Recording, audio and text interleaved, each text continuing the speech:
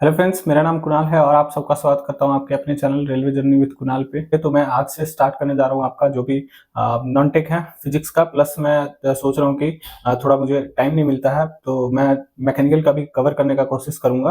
तो जैसे जैसे मुझे टाइम मिलेगा तो मैं पहले सोचा कि आपको साइंस नॉन टेक ज़्यादा जरूरी है साइंस का। तो मैं आपको ज़्यादा नहीं 1 मंथ वन एंड मान लीजिए कि 1 महीना 10 दिन के अंदर सारा आपको साइंस का फिजिक्स केमिस्ट्री और बायो आपको खत्म कर दूंगा। ठीक है, जैसे मैंने कवर किया था आपको शॉर्ट तरीके से एकदम जो जरूरी है वही पढ़ना है, बाकी जो ऑब्जेक्टिव लगाएंगे आप उससे आपको कवर हो जाएगा। तो मेरे पास इतना ज्यादा टेक्नोलॉजी है नहीं अभी उपलब्ध कि मैं आपको बोर्ड पे समझा सकूं, या फिर आपको मेरे पास टैब भी नहीं है कि मैं टैब पे आपको अच्छे तरीके से समझा सकूं। तो जितना मुझे मतलब पेन या पेपर का यूज करके समझाना पड़ता है तो उसमें थोड़ा सा आप लोग को भी दिक्कत हो रहा होगा, तो थोड़ा सा मैनेज कर लीजिएगा। ठीक है, और मैंने ट्राई किया है कि आपको अच्छे तरीके से समझा सकूं चीज़ों को, और मैं आगे बेहतर और आपको समझाने का कोशिश करूंगा। ठीक है, तो आप लोग थोड़ा सा सजेशन दीजिएगा। मुझे उतना आइडिया है नहीं, अभी फर्स्ट टाइम मैं यूट्यूब पे आपको फर्स्ट लेक्चर ये ले रहा हूँ, तो यूनिट एंड डायमेंशन का। तो मैं साथ में आपको आप लोग थोड़ा सा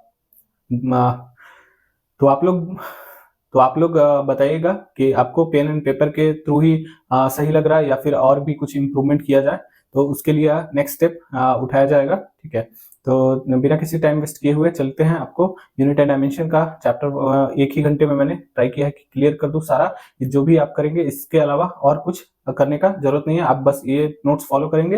प्लस आपका जो ऑब्जेक्टिव है ऑब्जेक्टिव बुक से ऑब्जेक्टिव लगाएं, और प्रीवियस ईयर जो भी खरीदे हैं उससे आप प्रीवियस ईयर लगाएं, उससे बाहर कुछ नहीं आएगा। आप नोट्स एक बार फॉलो करके देखें। ठीक है, अगर पहली बार मेरी वीडियो को देख रहे हैं तो चैनल को सब्सक्राइब कर लें, वीडियो को लाइक करें और अपने दोस्तों के साथ शेयर कर दें। मैं सारा कंटेंट जो मैंने पढ़ा था, जिससे मुझे हेल्प मिला था रेलवे का एग्जाम क्रैक करने में, तो वो मैं सारा कंटेंट आपके साथ जो है शेयर करूंगा और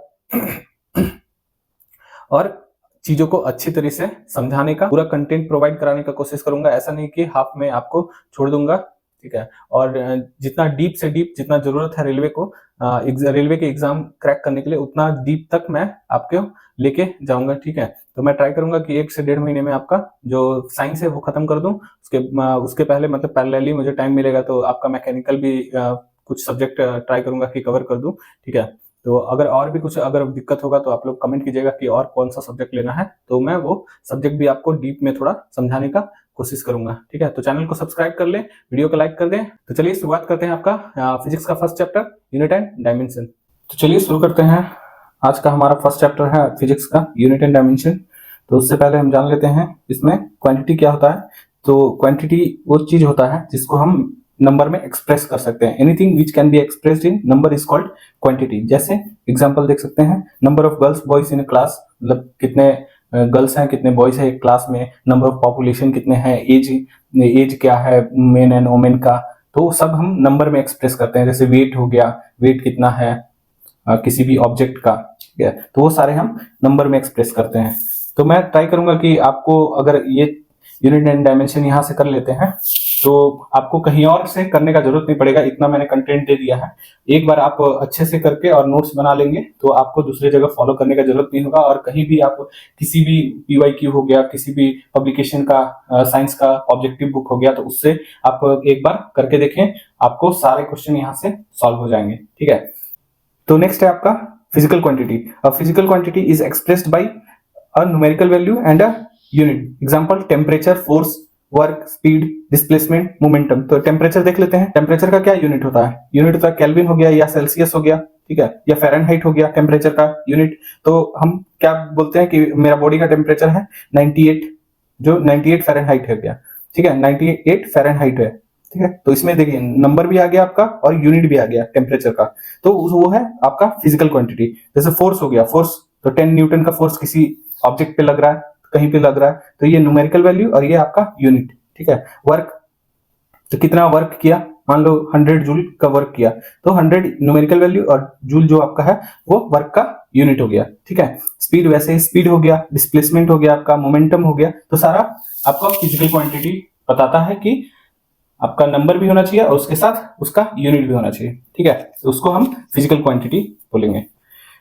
तो क्वांटिटीज हमारा दो टाइप का होता है, यहाँ देख सकते हैं आप, scalar quantity and vector quantity. तो स्केलर क्वांटिटी क्या होता है? स्केलर क्वांटिटी में मैग्नीट्यूड होता है बस, मतलब कि नंबर आपका वैल्यू होता है बस, और डायरेक्शन उसका नहीं होता है कोई भी, ठीक है। तो जो स्केलर क्वांटिटी है वो सिंपल एडिशन फॉलो होता है, इसमें सिंपल एडिशन लॉ फॉलो होता है अलजेब्रा का, ठीक है। तो एग्जांपल हम लोग देख लेते हैं स्केलर क्वांटिटी का। तो स्केलर क्वांटिटी का एग्जांपल हो गया length, mass, time, temperature, electric current, density, Avogadro number, speed, frequency, work, area, energy, power, pressure, volume, distance. तो आपका ये देख सकते हैं कि जितने भी मैंने आपका एग्जांपल बताया है तो उसमें सिर्फ नंबर से एक्सप्रेस होता है, ना कि डायरेक्शन पे डिपेंड करता है। तो स्केलर क्वांटिटी जो है वो डायरेक्शन पे डिपेंड नहीं करता है, सिर्फ आपका मैग्नीट्यूड होता है उसमें। तो जैसे कि मान लीजिए कि टेम्परेचर हो गया, मान लीजिए कि आपका बॉडी का टेम्परेचर है 98 फ़ारेनहाइट है, ठीक है, 98 फ़ारेनहाइट आपका बॉडी का टेम्परेचर है। तो इससे आपको इसका डायरेक्शन नहीं पता चल रहा है, ठीक है, इसका मैग्नीट्यूड आपको पता चल रहा है कि कितना है, ठीक है, तो वो स्केलर क्वांटिटी में आ जाता है। तो और नेक्स्ट चलते हैं वेक्टर क्वांटिटी। तो vector quantity magnitude plus direction दोनों होता है, डिपेंड ऑन डायरेक्शन। जो भी वेक्टर क्वांटिटी होगा वो आपका डायरेक्शन पे डिपेंडेंट होगा, ठीक है। तो इसमें वेक्टर रूल ऑफ एडिशन और सब्सट्रैक्शन फॉलो होता है, ठीक है। तो इसमें एग्जांपल देख लेते हैं, आपका डिस्प्लेसमेंट हो गया, वेलोसिटी हो गया, एक्सेलरेशन हो गया, फोर्स हो गया, वेट हो गया, angular velocity, angular acceleration, angular displacement, momentum, torque, impulse, current, density, magnetic field, intensity, ठीक है। तो ये सारे मतलब आपका जो भी यहाँ पे एग्जांपल है वो सारे डायरेक्शन को भी डिफाइन करते हैं कि किस डायरेक्शन में पर्टिकुलर लग रहा है। मान लीजिए कि फोर्स लग रहा है तो किस एंगल में लग रहा है, जैसे कि मैंने इस बॉडी पे लगाया, कोई फोर्स लगाया, एफ फोर्स लगा दिया, तो इसका डायरेक्शन पता है कि मुझे इस डायरेक्शन में, मान लीजिए कि east west, north south east west, ठीक है, तो ईस्ट डायरेक्शन में मैं 10 न्यूटन का फोर्स लगा रहा हूं, तो यहाँ पे मुझे डायरेक्शन भी पता है और इसका न्यूमेरिकल वैल्यू भी, मैग्नीट्यूड भी पता है, तो उसको हम वेक्टर क्वांटिटी बताएंगे, ठीक है। तो ये सारे एग्जांपल है आपका वेक्टर क्वांटिटी और आपका स्केलर क्वांटिटी का, तो ये आप नोट डाउन कर लेंगे, तो इससे आपको इससे बाहर कुछ नहीं आपको पूछेगा, ठीक है। तो नेक्स्ट चलते हैं आपका, नेक्स्ट है आपका सिस्टम ऑफ यूनिट्स। तो कोई भी क्वांटिटी है उसको मेजर करने के लिए एक स्टैंडर्ड यूनिट चाहिए।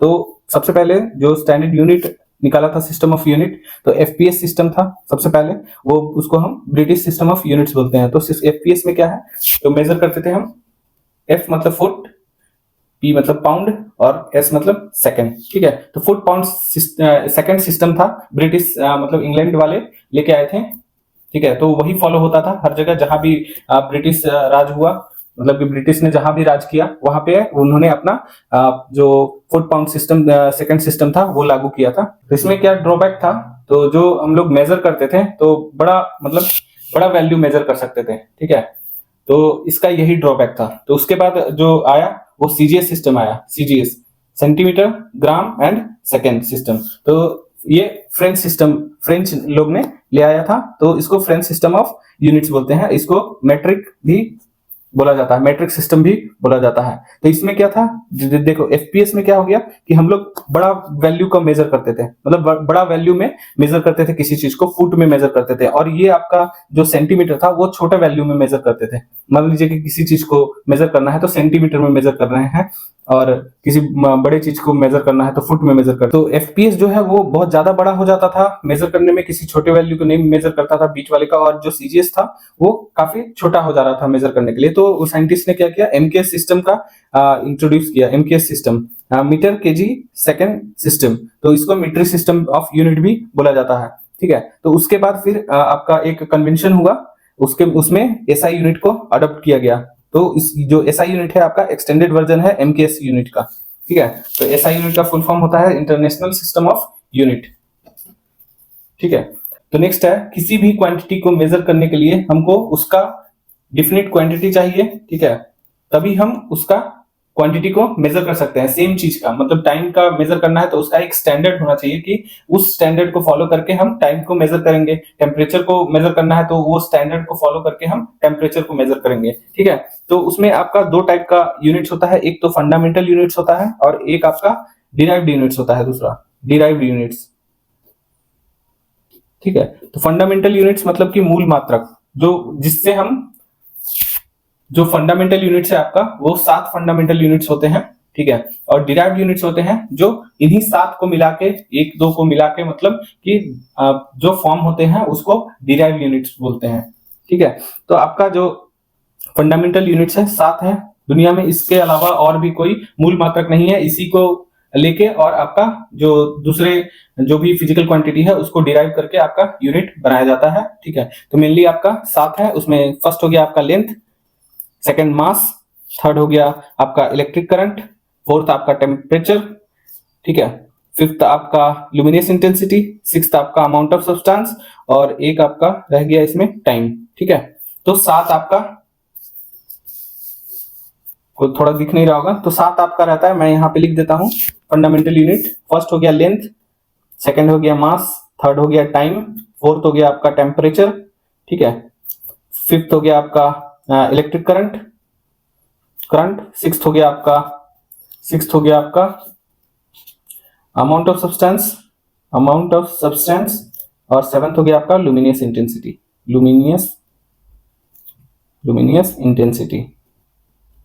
ठीक है। तो ये 7 हो गया। इसका देख लेते हैं, लेंथ को मीटर में नापते हैं, मास को केजी में नापते हैं, आपका ये टाइम को सेकंड में, टेम्परेचर को आप केल्विन और आपका सेल्सियस में, इलेक्ट्रिक करंट को एम्पियर में, अमाउंट ऑफ सब्सटेंस को मोल में, और लुमिनियस इंटेंसिटी को कैंडेला में नापते हैं, ठीक है। तो यहां से आपको 7 फंडामेंटल यूनिट्स मिल गए। और जो आपका इसका डेफिनेशन भी हम लोग देख लेते हैं एक बार। फर्स्ट हम लाइट देख लेते हैं। तो लाइट है total distance travel by light in vacuum in इतना सेकंड इज कॉल्ड 1 मीटर। तो लाइट के द्वारा इतना सेकंड में तय की गई दूरी वैक्यूम में, निर्यात जिसको बोलते हैं, निर्यात हिंदी में, ठीक है। तो लाइट के द्वारा निर्यात में इतना सेकंड में तय की गई दूरी को हम आपको 1 मीटर बोलते हैं, ठीक है। तो इससे आपका आप ये वैल्यू याद कर सकते हैं 1/299792458। तो इतना सेकंड में जो लाइट है वैक्यूम में ट्रेवल करता है उसको हम डिस्टेंस 1 मीटर बोलते हैं, ठीक है। मास हो गया, तो 1 kg मास जो होता है वो आपका प्लैंक्स कांस्टेंट के बराबर होता है, ठीक है। तो प्लैंक्स कांस्टेंट क्या होता है? प्लैंक्स कांस्टेंट आपका 6.623 इंटू 10⁻−34 जूल होता है, ठीक है, जूल सेकेंड प्लैंक्स कांस्टेंट होता है। तो इतना के बराबर आपका जो 1 kg होता है। तो पहले क्या था? पहले था आपका जो प्लैटिनम और इरेडियम का एक मास रखा हुआ था आपका bureau of weight and measures जो फ्रांस में है, वहां पे उसी को आधार मान के आपका मास का 1 kg का वेट दिया गया था। बट अभी चेंज करके उसको प्लैंक्स कांस्टेंट के बराबर रख दिया गया है, ठीक है। नेक्स्ट है आपका टाइम। टाइम क्या है? जो सीजियम एटम्स के, मान लो कि कोई रेडिएशन से पास कराते हैं एटम्स का, तो 2 हाइपर फाइन लेवल के बीच में जो टाइम पीरियड लगता है उसी को 1 सेकेंड लेते हैं, ठीक है, सेकेंड में लेते हैं 1 सेकेंड।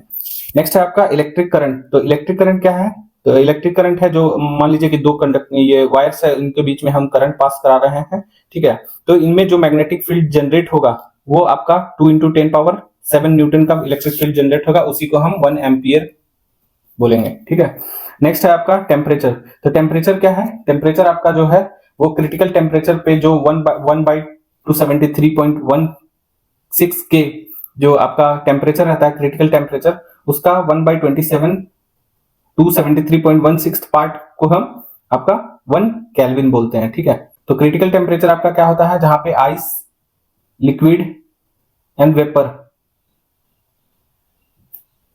तीनों एग्जिस्ट करते हैं, 3 फेजेस ऑफ वाटर एग्जिस्ट करते हैं, उसको हम क्रिटिकल टेम्परेचर बोलते हैं। तो 273.16 केल्विन का वहां पे टेम्परेचर रहता है, ठीक है। जो आपका क्रिटिकल टेम्परेचर है उसको जो वैल्यू है वो 273.16 है। वहां पे जो आपका जो वाटर है वो सॉलिड, लिक्विड एंड वेपर तीनों फेज में रहता है। सॉलिड, लिक्विड एंड वेपर तीनों फेज में रहता है।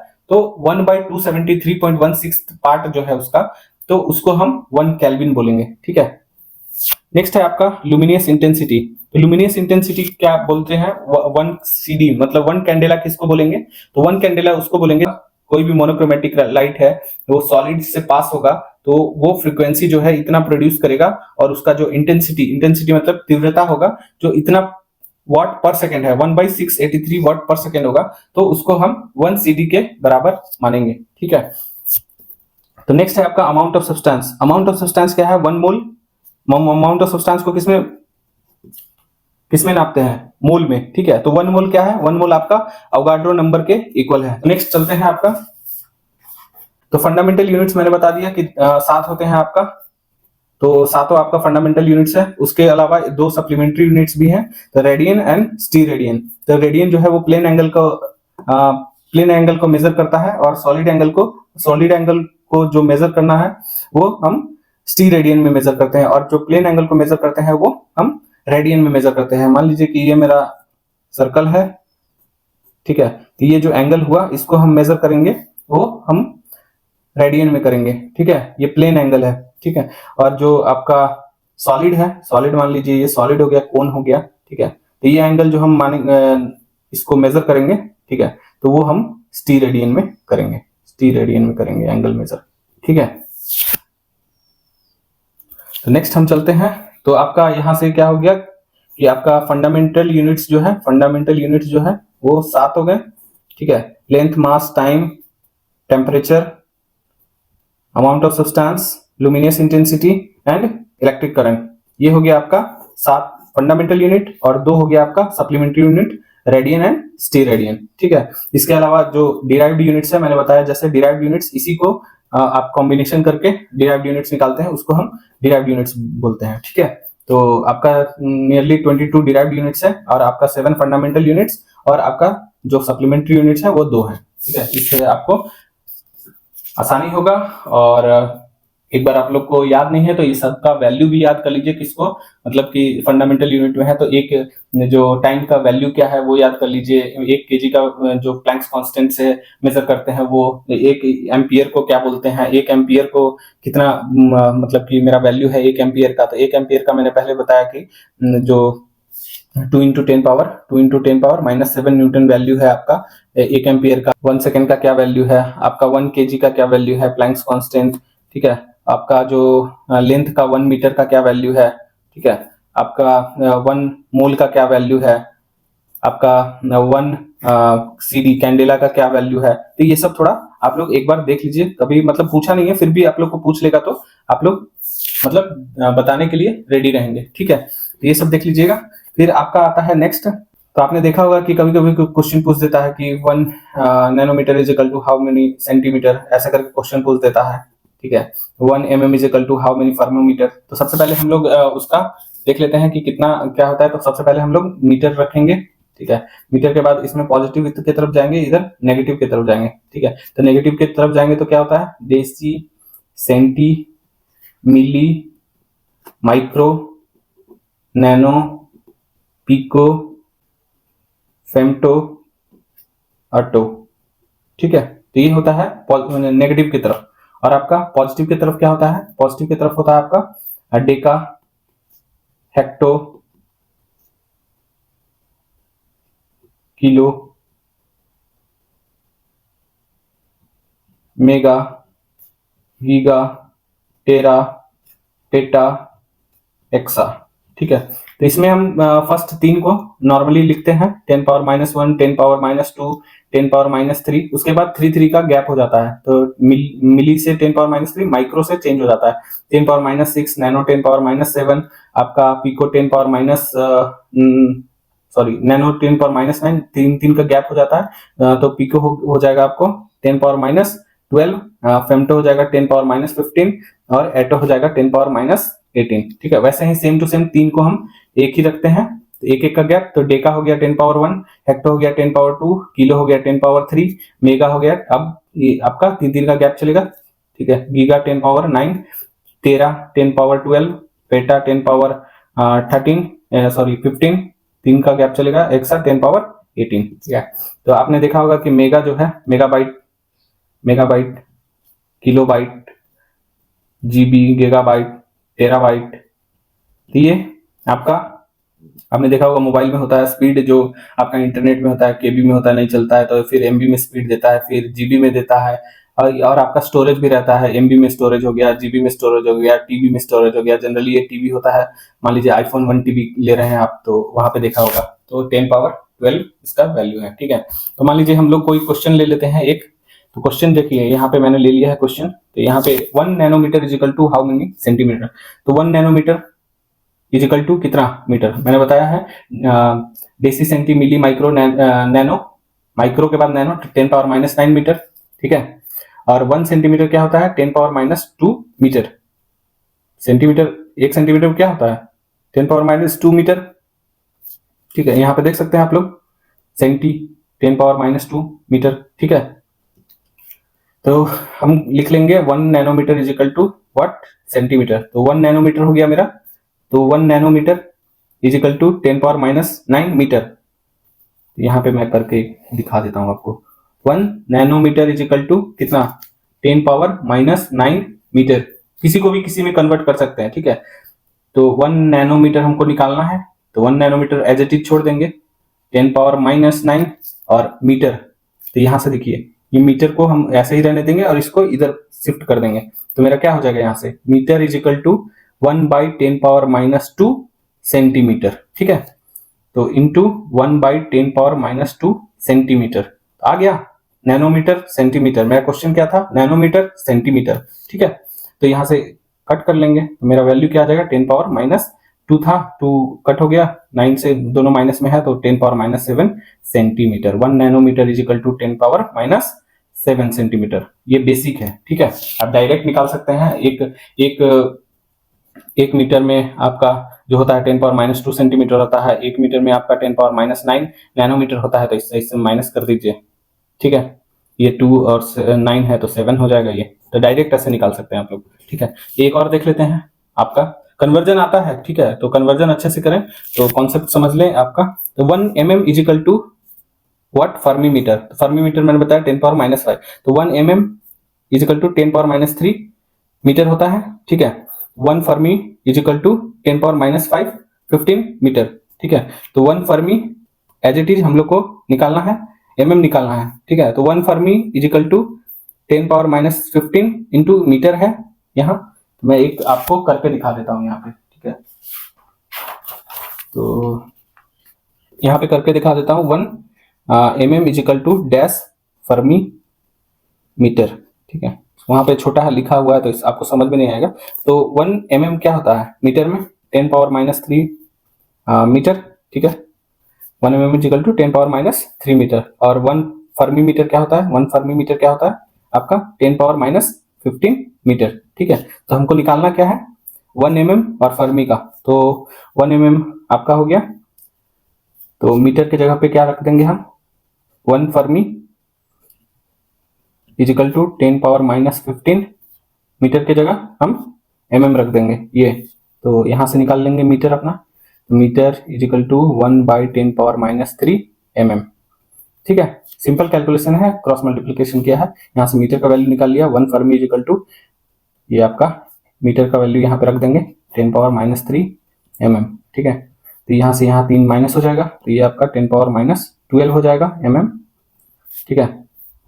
उसके बाद हम आपका आगे करते हैं, देखिए इसको कॉन्सेप्ट आपको नहीं पता है तो a power m by a power n रहता है, मतलब दोनों का बेस सही सेम रहता है तो a power m minus n हो जाता है, अगर दोनों इंटू में रहता है a m इंटू मान लीजिए a n तो आपका प्लस हो जाता है a m प्लस n, तो यहाँ से मैं करके भी दिखा देता हूँ आपको, तो 10⁻5 बेस सेम हो गया, और मैंने बताया कि डिवाइड में होता है तो माइनस हो जाता है, तो माइनस लिख लेते हैं -3, तो आपका 10 -15 माइनस +3, तो -15 में से +3 गया तो -12, ठीक है। -12 mm, 1 fermi is equal to -12 mm, तो मुझे क्या पूछा है 1 mm इजिकल टू कितना, तो यहाँ पे 1 mm छोड़ देंगे यहाँ पे, और आपका ये नीचे ले आएंगे 10⁻12 फर्मी, तो ये अगर ऊपर जाएगा तो आपका 10⁻12 फर्मी हो जाएगा, ठीक है।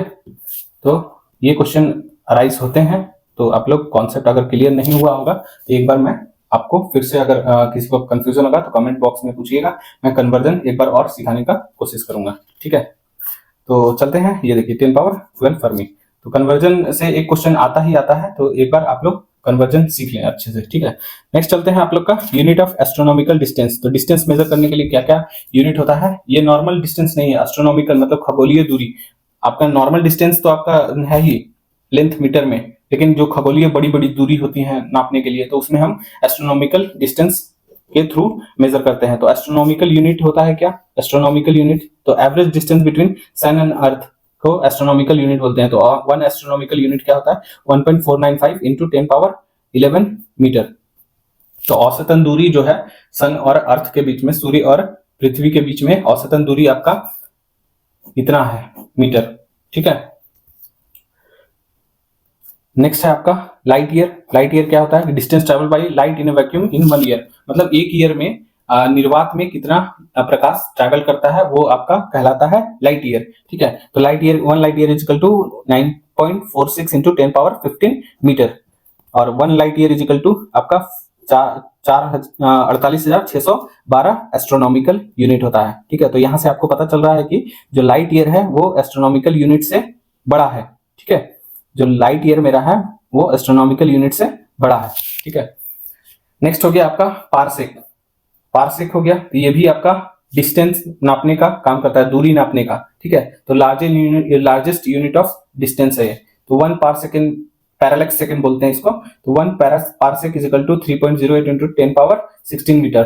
तो 1 पारसेक कितने के बराबर होता है, पारसेक, तो 1 पारसेक 3.26 लाइट ईयर के बराबर होता है। तो सबसे बड़ी यूनिट जो है मेजरमेंट, डिस्टेंस मेजर करने के लिए, तो आपका पारसेक है। मान लो कोई क्वेश्चन पूछ दिया कि ये बताइए इसमें से कौन सा दूरी मापने का आपका दूरी किससे नहीं मापा जाता है, तो आपका दे देगा कि एस्ट्रोनॉमिकल यूनिट हो गया, आपका लाइट ईयर हो गया, आपका पारसेक हो गया, और आपका एक दे देगा टाइम, ठीक है, ये दे देगा। तो बोलेगा कि कौन दूरी मापने का यंत्र नहीं है, ठीक है। तो आपका टाइम जो है वो दूरी नहीं मापता है, टाइम जो है आपका, सॉरी सेकंड मान लीजिए इसको सेकंड, तो जो सेकंड है आपका वो टाइम नापता है, ठीक है। तो ऐसे ही क्वेश्चन, नॉर्मल क्वेश्चन पूछे जाते हैं। तो ये आप तीनों याद रखेंगे जो आपका डिस्टेंस नापने का है, तो इसी से डिस्टेंस नापा जाता है, आपका जो भी बड़ी बड़ी दूरी होती है वो, ठीक है। तो नेक्स्ट चलते हैं आपका, नेक्स्ट है आपका डायमेंशन ऑफ फिजिकल क्वांटिटी। तो किसी भी फिजिकल क्वांटिटी का डायमेंशन हम लोग को निकालना है तो बेसिक क्वेश्चन आता ही आता है, एक क्वेश्चन मतलब कि रेलवे के एग्जाम में ये डायमेंशन कैसे निकालते हैं। तो ये जो आपको दिखाए हैं कि आपका केजी हो गया तो उसका डायमेंशन एम होता है, लेंथ हो गया एल होता है, सेकंड हो गया तो उसका टी होता है, ठीक है। आपका इलेक्ट्रिक करंट हो गया ए होता है, अगर कैंडेला है तो कैंडेला का आपका सीडी होगा, ठीक है। तो इसका जो पावर में हम मेंशन करते हैं तो उसी को हम फिजिकल क्वांटिटी बताते हैं, ठीक है। तो सबसे पहले हम देख लेते हैं एरिया। एरिया क्या है, एरिया जो है आपका, मान लीजिए कि ये आपका रेक्टेंगल है, रेक्टेंगल, तो एल इंटू बी, तो एल इंटू बी, एल क्या है आपका लेंथ ही है, अब बी चौड़ाई क्या है आपका, वो भी लेंथ ही है, तो लेंथ इंटू लेंथ, तो आपका ये हो गया लेंथ का स्क्वायर, ठीक है। तो इसका यूनिट क्या हो जाएगा, m0 l स्क्वायर t0, ठीक है, क्योंकि यहाँ पे kg नहीं है ना टाइम है, ठीक है। तो l स्क्वायर हो जाएगा सिर्फ, या m0 l स्क्वायर t0 को फॉर्म में हम एक्सप्रेस करते हैं। जनरली हम जो डायमेंशन है mlt के फॉर्म में एक्सप्रेस करते हैं, ठीक है। तो सारा मैं एक एक करके आपको डायमेंशन बता देता हूं, इससे बाहर मुझे नहीं लगता कि आएगा आपका, ठीक है। डेंसिटी क्या होता है, डेंसिटी होता है मास बाय वॉल्यूम, ठीक है। मास किस में लेते हैं, केजी में, ठीक है। और वॉल्यूम क्या होता है, वॉल्यूम मान लीजिए ये आपका क्यूब है, ठीक है, LBH होता है जो हाइट आपका, तो वॉल्यूम क्या होता है L into B into H, तीनों तो मीटर में ही है आपका, इसलिए ये LQ हो गया। तो यहाँ केजी है आपका, तो M, केजी के लिए M, आपका जो लेंथ है उसके लिए L, ये ऊपर जाएगा तो माइनस में चला जाएगा, ठीक है, ये गलती से हो गया, और आपका जो T 0, ठीक है। नेक्स्ट हो गया फोर्स। फोर्स क्या होता है, मास इंटू एक्सेलरेशन, मास क्या है केजी में, एक्सेलरेशन क्या है, एक्सेलरेशन आपका, acceleration is equal to velocity बटा समय, वेलोसिटी बटा टाइम, dv बाई dt, ठीक है। इसको ये क्या होता है आपका जो वेलोसिटी क्या होता है ds बाई dt, ठीक है। तो ds by dt by dt, तो ये क्या हो जाएगा ds बाई dt का स्क्वायर, मतलब कि एक्सेलरेशन क्या होगा आपका जो डिस्प्लेसमेंट बाई टाइम का स्क्वायर, ठीक है। टाइम डिस्प्लेसमेंट क्या हो गया आपका, मीटर में लेते हैं और टाइम को सेकंड में लेते हैं, ठीक है। तो यही मीटर पर सेकंड स्क्वायर, ठीक है। तो यहाँ पे केजी के लिए m, आपका मीटर के लिए l, और सेकंड के लिए t-2, क्योंकि ये नीचे है तो ऊपर जाएगा तो माइनस में हो जाएगा, ठीक है। वेलोसिटी क्या होता है, डिस्टेंस, डिस्प्लेसमेंट बाय टाइम। तो आपका जो ये मास नहीं है तो मास 0 कर दिए, आपका डी जो होता है उसको हम मेजर करते हैं मीटर में, डिस्प्लेसमेंट जो है मीटर में, तो L1 और टाइम को सेकंड में तो T1, ठीक है। और T1 ऊपर जाएगा तो -1 हो जाएगा, तो ml -1 हो गया, ठीक है। एक्सेलरेशन हो गया। एक्सेलरेशन क्या होता है, अभी मैंने बताया v/t वेलोसिटी बाय टाइम, तो वेलोसिटी मीटर में और टाइम सेकंड स्क्वायर में। वेलोसिटी क्या होता है, मीटर पर सेकंड, और टाइम आपका फिर से तो सेकंड का स्क्वायर, ये नहीं कि वेलोसिटी मीटर में होता है, ठीक है। मीटर पर सेकंड वेलोसिटी आपका ds/dt होता है, ठीक है। तो एक चीज आप लोग आसानी से निकाल सकते हैं, अगर आपको किसी भी फिजिकल क्वांटिटी का फॉर्मूला आपको याद है तो डायमेंशन इजिली निकल जाएगा, ठीक है। तो ट्राई करेंगे कि आप लोग जो फिजिकल क्वांटिटी है उसका आप फॉर्मूला याद करें, ठीक है। नेक्स्ट आप चलते हैं। नेक्स्ट आपका ये मेरा माइनस छूट गया है तो माइनस हो जाएगा, आप खुद से कर लीजिएगा क्योंकि ऊपर नीचे में माइनस में चेंज हो गया है थोड़ा सा। तो एम है आपका, एम मीटर के लिए है, ये मास 0 है आपका, तो 0 हो गया m0, L1 T -2 ऊपर जाएगा तो -2, ठीक है। नेक्स्ट है आपका वर्क डन। वर्क डन क्या होता है, force into displacement, force into displacement, ठीक है। तो फोर्स क्या होता है, m into A, mass into acceleration. Mass को क्या केजी में, एक्सेलरेशन मीटर पर second square, displacement m metre में, ठीक है। तो केजी का m हो गया, मीटर 2 है तो l स्क्वायर हो गया, और सेकंड 2 है तो t -2, ठीक है। मोमेंटम क्या होता है, मास इंटू वेलोसिटी, तो मास क्या है केजी में, वेलोसिटी क्या है मीटर पर सेकंड में, ठीक है। तो mlt -1, mlt -1, ठीक है। तो नेक्स्ट है आपका surface tension, force by length. Force क्या होता है, ma मास इंटू आपका एक्सेलरेशन मीटर पर सेकंड स्क्वायर इंटू l जो है 1/m, तो आपका m l से कैंसिल हो गया, मीटर से मीटर कैंसिल हो गया, तो L0 और t -2, ठीक है। प्रेशर क्या होता है, force per unit area. Pressure क्या होता है, फोर्स पर यूनिट एरिया, ठीक है। तो आपका फोर्स का पता है mlt -2, ये हमेशा याद रखिए mlt -2। एरिया क्या है, एरिया को हम L स्क्वायर पहले निकाल के दिखाया था, L स्क्वायर, L से L एक कैंसिल हो गया तो ml -1 t -2, ठीक है। तो ये आपका प्रेशर का निकल गया, ठीक है। सेम टू सेम आप स्ट्रेस का भी निकाल सकते हैं। स्ट्रेस क्या होता है, force per unit area same होता है, तो उसका भी ml -1 t -2, ठीक है। अब बोल दिया कि आपको प्रेशर बाय स्ट्रेस का निकालो, तो प्रेशर बाय स्ट्रेस सेम ही होता है दोनों का, तो 1 हो जाएगा। तो इसका डायमेंशन क्या होता है, m0 L0 T0, ठीक है। प्रेशर क्या होता है, फोर्स बाय एरिया, और आपका स्ट्रेस क्या होता है, फोर्स बाय एरिया, दोनों कैंसिल हो गया, 1 बचेगा, तो mlt m0 L0 T0, ठीक है। Kinetic energy half mv square सबको पता है, m हो गया मास केजी में, v हो गया वेलोसिटी मीटर पर सेकंड, तो मीटर स्क्वायर स्क्वायर है तो मीटर स्क्वायर सेकंड स्क्वायर, तो m l स्क्वायर t -2, ठीक है। मैग्नेटिक फील्ड इंटेंसिटी क्या होता है, force by electric current into displacement, तो फोर्स हो गया केजी मीटर पर सेकंड स्क्वायर, इलेक्ट्रिक करंट हो गया ए एम्पियर में नापते हैं, और डिस्प्लेसमेंट मीटर, तो मीटर से मीटर कैंसिल, आपको बचा क्या, ये क्वांटिटी बचा आपका, ये क्वांटिटी बचा, तो इसका क्या हो जाएगा, m केजी का m, L0 हो गया क्योंकि मीटर मेरे पास नहीं है, सेकंड जो टाइम का हो गया t -2, और जो आपका इलेक्ट्रिक करंट है वो a -1, ए से रिप्रेजेंट करते हैं डायमेंशन उसका, इसलिए a -1, वो नीचे है तो ऊपर जाएगा तो -1। नेक्स्ट आपका चलते हैं gravitational force, force of gravitation F। जी क्या है, ग्रेविटेशनल कांस्टेंट, ग्रेविटेशनल फोर्स जी क्या है, ग्रेविटेशनल कांस्टेंट। m1 m2 क्या है, mass of object 1, mass of object 2, and r square क्या है, distance between the two masses, ठीक है। डिस्टेंस बिटवीन आपका दो मास के बीच में कितनी दूरी है उसको r स्क्वायर, ठीक है। तो यहां से हम f का भी निकाल सकते हैं, आप लोग f का निकालेंगे तो क्या हो जाएगा, f g कांस्टेंट है, g कांस्टेंट हमेशा रहता है तो इसका कुछ नहीं होगा, kg का स्क्वायर हो जाएगा, दोनों मास को हम सेम कंसीडर करते हैं तो kg स्क्वायर हो जाएगा, उसके बाद r का स्क्वायर मतलब लेंथ का स्क्वायर, तो यहां से हो जाएगा m स्क्वायर L -2 T0, ठीक है। तो ये हो जाएगा आपका f का, और अगर g कांस्टेंट का बताया, ग्रेविटेशनल कांस्टेंट का निकाल के दिखाओ, तो यहाँ से g हम कॉमन ले लेंगे, f इंटू आर स्क्वायर हो जाएगा, ये यहाँ चला जाएगा, f इंटू आर स्क्वायर, और m1/m2 हो जाएगा। तो f फोर्स क्या है, केजी पर metre second square, KG metre पर सेकंड स्क्वायर, f क्या है, f equal to ma, m into a, मास का हो जाएगा केजी, एक्सेलरेशन मीटर पर सेकंड स्क्वायर, और r जो होगा लेंथ का मीटर स्क्वायर, और m1 m2 kg स्क्वायर, ठीक है। तो 1 kg से 1 kg कैंसिल हो गया, इसलिए 1 kg बचा, उसका m -1, आपका 3 क्यूब, ये l बचा, मीटर क्यूब हो जाएगा ना, m इंटू m स्क्वायर, तो मीटर क्यूब, तो l क्यूब, और t -1 -2 है ना यहाँ पे, ठीक है। तो 2 हो जाएगा, मीटर पर सेकंड स्क्वायर होता है ना एक्सेलरेशन, तो t -2, ठीक है। तो ये भी पूछ देता है कभी कभी। आपको कोई डायमेंशन दे देगा, मान लीजिए कि m-1 t-2 l³ दे दिया डायमेंशन क्वेश्चन में, अब बोलेगा कि ये किसका है, g का है या f का है या मैग्नेटिक इंटेंसिटी का है या किसी और का, नॉन ऑफ दिस है, तो आप पहले इसका निकालेंगे, फिर इसका, जिसका मिल जाएगा तो उसमें टिक कर देंगे। तो g का है ये, तो g के टिक कर दिया, ठीक है। अब नेक्स्ट है आपका पावर क्या होता है, वर्क डन बाई टाइम।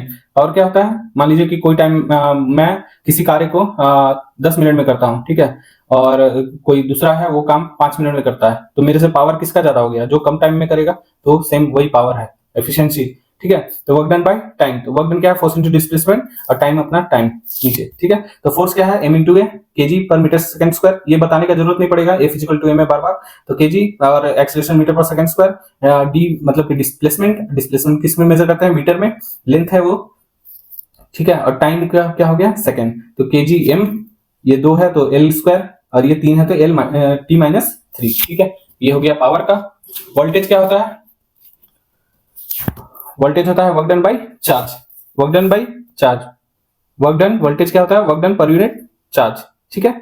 तो वर्क डन क्या हो गया, फोर्स इनटू डिस्प्लेसमेंट, सेम जैसे वर्क पावर का निकाले थे, और Q क्या होता है, आपका I जो होता है करंट होता है, करंट क्या होता है, चार्ज पर यूनिट टाइम, ठीक है। Q होता है आपका चार्ज पर यूनिट टाइम, तो यहां से हम Q निकाल लेंगे, Q is equal to I into current into time, ठीक है।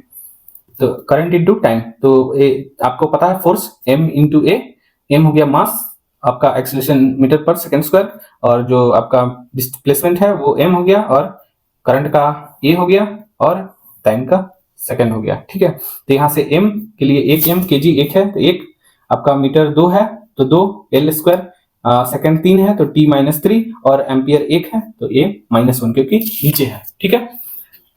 इलेक्ट्रिक चार्ज, तो चार्ज मैंने बताया कि करंट क्या होता है, electric charge per unit time, तो यहाँ पे चार्ज निकाल लेंगे, आपका इलेक्ट्रिक करंट निकाल लेंगे Q बाई टी, और उससे चार्ज निकाल लेंगे Q is equal to I into to T, तो I को डिनोट किससे करते हैं डायमेंशन में, A से, और T को T से, मान लीजिए सेकंड है तो T को T से, तो AT, ठीक है। इलेक्ट्रिक चार्ज का कैपेसिटेंस क्या होता है, फराड, ठीक है, कैपेसिटेंस को फराड में नापते हैं, ठीक है। उसका यूनिट क्या होता है कैपेसिटेंस का, वो फराड में होता है, तो Q is equal to CV होता है, Q is equal to CV, Q क्या हो गया आपका यहाँ पे, Q हो गया चार्ज, C हो गया कैपेसिटेंस, अब V हो गया वोल्टेज, ठीक है।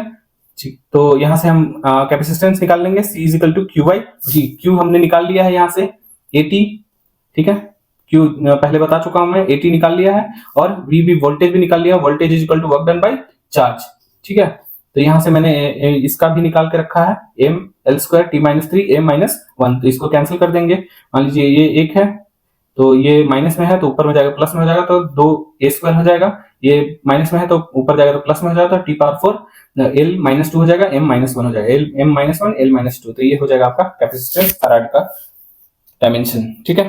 तो इल्यूमिनेंस क्या होता है, चमक जिसको बोलते हैं, चमक को लक्स में डिफाइन करते हैं, तो लक्स क्या होता है, लुमेन बाई मीटर स्क्वायर, ठीक है। तो लुमेन क्या होता है, लुमिनेस इंटेंसिटी को डिनोट किस करते हैं, CD, और मीटर स्क्वायर आपका लेंथ है तो लेंथ का -2, ठीक है। रेजिस्टेंस क्या हो गया, V इक्वल टू IR, सबने पढ़ा होगा, V इक्वल टू IR, तो वहां से R निकाल लीजिए, R is equal to V by I, तो वोल्टेज मैंने निकाल के रखा है पहले आपको, voltage m l square t-3 a-1, voltage is equal to work done by charge, sorry work done by charge, ठीक है, वर्क डन बाई चार्ज होता है। तो ये फॉर्मूला आपको याद होगा, तो ये सब कुछ भी नहीं है, आप 1 सेकंड में 2 सेकंड में आप लोग आराम से निकाल सकते हैं, ठीक है। और करंट का होता है एम्पियर में, तो ये यहाँ ऊपर गया तो -2 हो गया, और बाकी सब यूनिट सेम है, ठीक है, डायमेंशन सेम होगा, ठीक है। नेक्स्ट है आपका इलेक्ट्रिकल कंडक्टेंस, कंडक्टेंस क्या होता है, रेसिप्रोकल ऑफ रेजिस्टेंस, ठीक है। तो कंडक्टेंस रेसिप्रोकल ऑफ रेजिस्टेंस, तो मैंने रेजिस्टेंस का निकाल के आपको दिखा दिया है, V equal to IR, R equal to V by resistance का ये है, उसको उल्टा कर दीजिए, वो आपका कैपेसिटेंस का हो जाएगा, कंडक्टेंस का हो जाएगा, ठीक है। कैपेसिटेंस का तो हमने C equal to Q by V निकाल के पहले बता दिया, ये आपका कंडक्टेंस का हो जाएगा, कंडक्टेंस मतलब कि रेसिप्रोकल ऑफ रेजिस्टेंस, तो रेजिस्टेंस का जो भी होगा उसका उल्टा कर दीजिए, वो आपका कैपेसिटेंस का निकल जाएगा, ठीक है। नेक्स्ट है आपका मैग्नेटिक मूवमेंट, ठीक है, मैग्नेटिक मूवमेंट क्या होता है, मैग्नेटिक मूवमेंट होता है करंट इनटू आपका area, current into area, current का I और एरिया का किसमें लेते हैं, L स्क्वायर में, तो एल स्क्वायर, तो M zero L square T A, ठीक है। ये हो गया मैग्नेटिक मोमेंट का।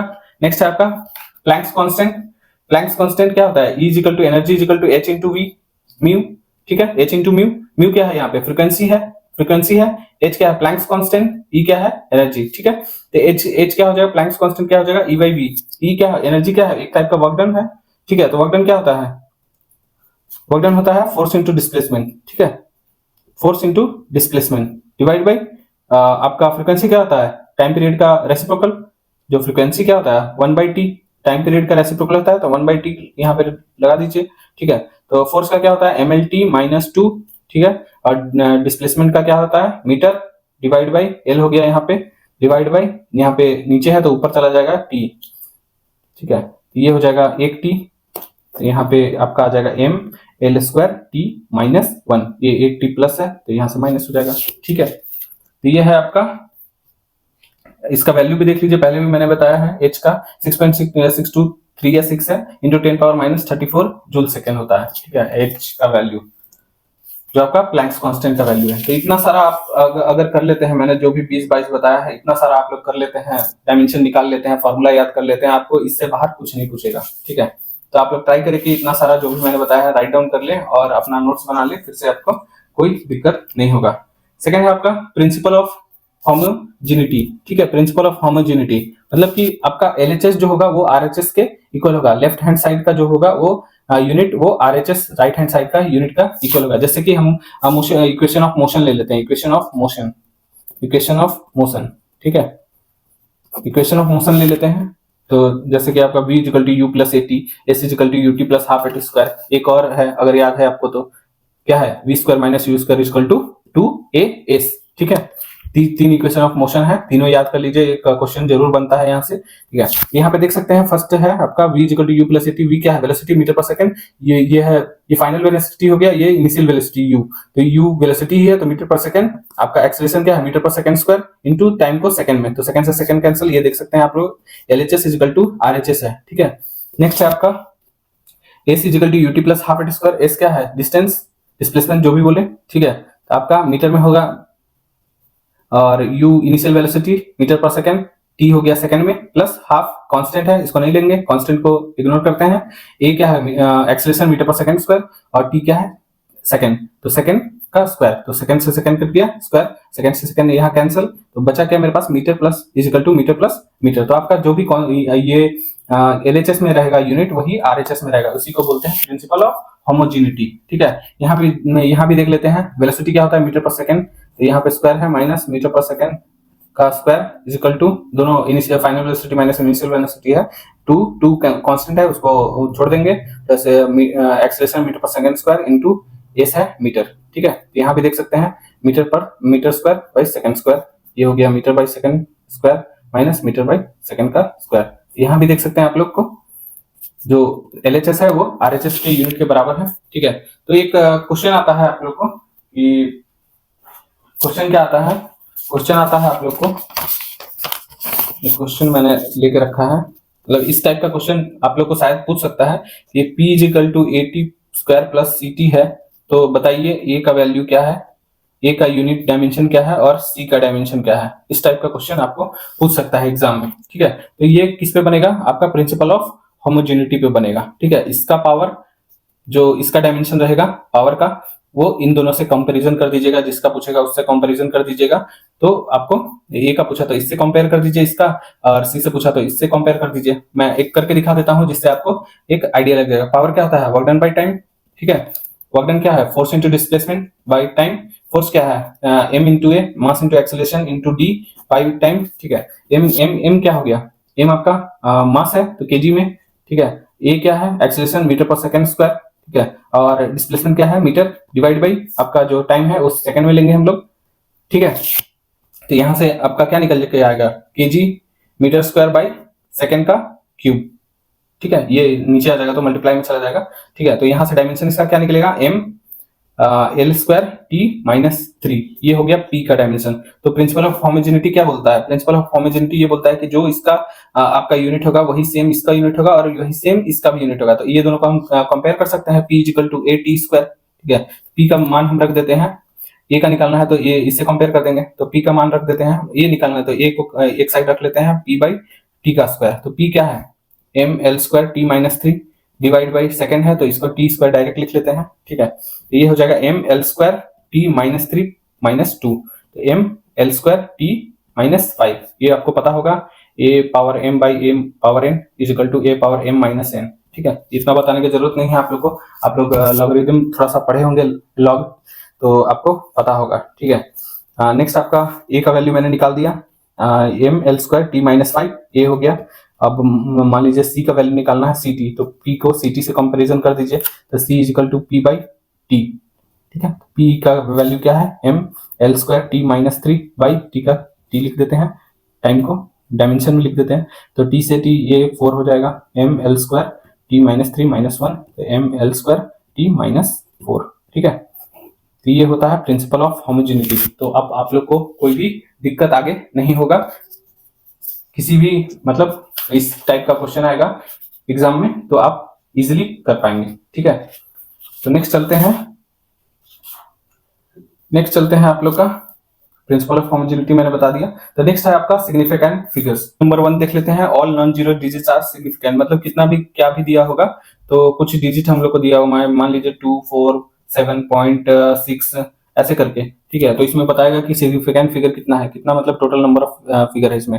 तो इसमें देख लेते हैं 1 2 3, कितना भी अगर डिजिट में रहेगा, अगर जीरो नॉन जीरो है वो जीरो नहीं है तो आपका जितना होगा उतना काउंट कर लीजिए, 1 2 3 तो 3 लिख दीजिए, यहाँ पे 1 2 3 4 4 लिख दीजिए, मान लीजिए कि 4 7 5 6 2.3 हो गया। तो इसमें सिग्निफिकेंट फिगर पूछेगा 1 2 3 4 5 6, 6 हो गया इसमें, ठीक है। ऐसे ही फर्स्ट रूल है कि कितना भी अगर नॉन जीरो होगा तो सेम नंबर ऑफ आपका जितना डिजिट होगा तो same number of significant figure होंगे।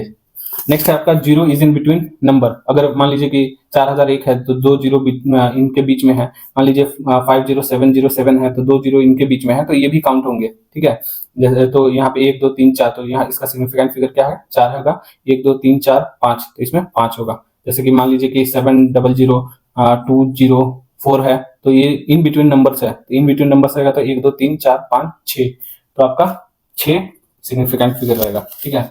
रूल नंबर 3 पहला क्या है, पहला है कि एंडिंग एंड ट्रेलिंग जीरो, तो मान लीजिए कि कोई नंबर है, इसके मैं दशमलव डेसिमल नहीं है तो ये आपका काउंट नहीं होगा, ठीक है।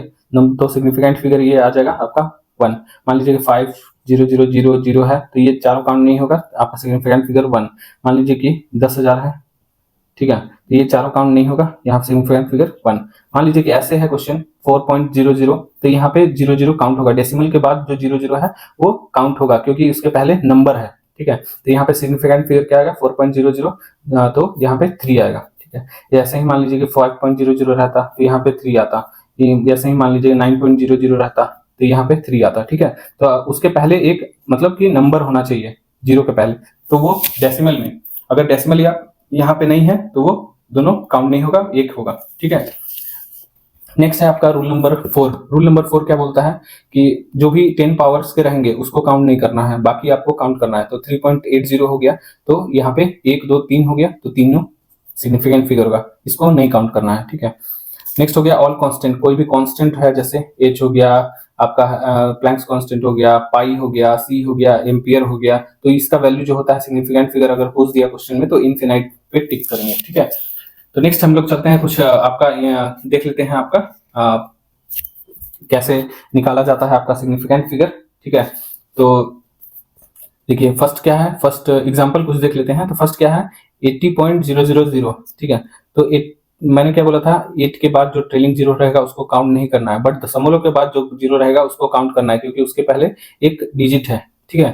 तो इसका क्या हो जाएगा 1 2 3 4 4 नंबर हो जाएगा, ठीक है। यहाँ पे देखिए यहाँ पे जीरो है तो इसको नहीं काउंट करना है, यहाँ इसके पहले कोई नंबर है नहीं है तो इसको काउंट नहीं करना है, ठीक है। तो यहाँ पे कितना सिग्निफिकेंट फिगर हो जाएगा 1 2 3 4 5, 5 हो गया। इन बिटवीन जीरो तो वो भी काउंट करना है आपको, ठीक है। आगे पीछे नंबर है ना इसका तो ये भी वैल्यू काउंट करना है, ठीक है। यहाँ पे देखिए यहाँ पे पॉइंट के बाद आपका जीरो है तो इसको भी काउंट करना है, तो 1 2 3 4 5 6, तो इसका सिग्निफिकेंट फिगर 6 हो गया। यहाँ पे देखिए यहाँ पे 1 2 3 4 5, 5 क्यों लिखेंगे हम लोग, क्यों लिखेंगे, क्योंकि तो यहाँ पे देख लेते हैं 1 2 3 4 5, तो ये इन बिटवीन जीरो, ये 2 डिजिट के बीच में है तो इसको भी काउंट करेंगे, और ये पीछे है डेसिमल के पीछे तो इसको भी काउंट करेंगे। तो आपका यहाँ 1 2 3 4 5 5 होगा इसमें, ठीक है। यहाँ पे देखिए, यहाँ पे आपका जीरो के आगे कोई डिजिट नहीं है तो इसको काउंट नहीं करेंगे। यहाँ पे डेसिमल है, डेसिमल के बाद 2 जीरो है तो इसको भी काउंट नहीं करेंगे क्योंकि इसके पहले कोई डिजिट नहीं है। तो यहाँ पे हो जाएगा 3 सिग्निफिकेंट फिगर, ठीक है। नेक्स्ट है आपका 0.006, तो ये इसको काउंट नहीं करेंगे। आप लोग को समझ में आ गया होगा, इसको भी काउंट नहीं करेंगे, इसके पहले डिजिट नहीं है तो ये आपका सिग्निफिकेंट फिगर क्या हो जाएगा, 1 हो जाएगा यहाँ पे, ठीक है। यहाँ पे देख लेते हैं तो आप लोग आसानी से बता सकते हैं, जीरो को कैंसिल कर देंगे, बाकी को काउंट कर लेंगे तो 4 हो जाएगा, इसमें भी 4 हो जाएगा, ठीक है। आप लोग एक बार अच्छे से देख लीजिएगा। यहाँ पे देखिए 1 2 3 4 5, यहाँ पे 5 होगा, जीरो के पहले नंबर है ना, जीरो के पहले नंबर है तो ये जीरो काउंट होगा।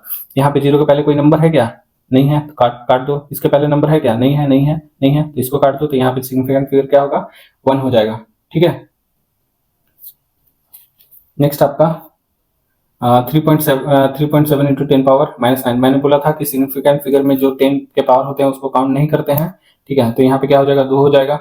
आपका जो 2.8 है ये भी कैंसिल हो जाएगा 10 पावर में, तो 2 हो जाएगा। यहाँ भी, यहाँ है क्या, डेसिमल के बाद एक नंबर है उसके बाद जीरो है। अगर डेसिमल नहीं रहता तो ये सारे कैंसिल हो जाते जीरो, ठीक है। लेकिन डेसिमल है और आपका नंबर भी है, नंबर के आगे जीरो है तो 1 2 3 4 5 सिग्निफिकेंट फिगर हो जाएगा। यहाँ पे आसानी से गिन सकते हैं, इन बिटवीन जीरो वाला है ये रूल। तो यहाँ पे कितना हो जाएगा, यहाँ पे 1 2 3 सिग्निफिकेंट फिगर। इस पे कितना हो जाएगा बताओ जल्दी से, 1 सेकंड का टाइम देता हूँ।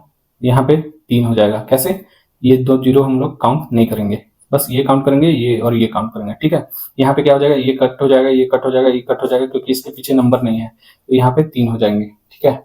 यहाँ पे क्या होगा, 1 2 3 4 5, ये जीरो काउंट नहीं होगा, ठीक है। तो सिग्निफिकेंट फिगर का भी आप लोग का एक आइडिया मिल गया होगा। तो यहाँ पे मैं जो यूनिट एंड डायमेंशन चैप्टर है वो एंड करता हूँ।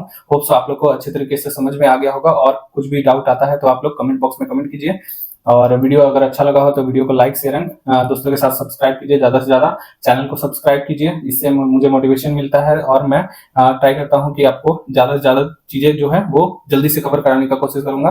तो इस वीडियो पे हम एम करते हैं कि 200 लाइक हो जाए तो नेक्स्ट आपका फिजिक्स का आपका मोशन चैप्टर हम लेके आएंगे, ठीक है। तो चलिए वीडियो को यहीं एंड करते हैं, तो मिलते हैं नेक्स्ट वीडियो में। तब तक के लिए जय हिंद जय भारत, थैंक यू।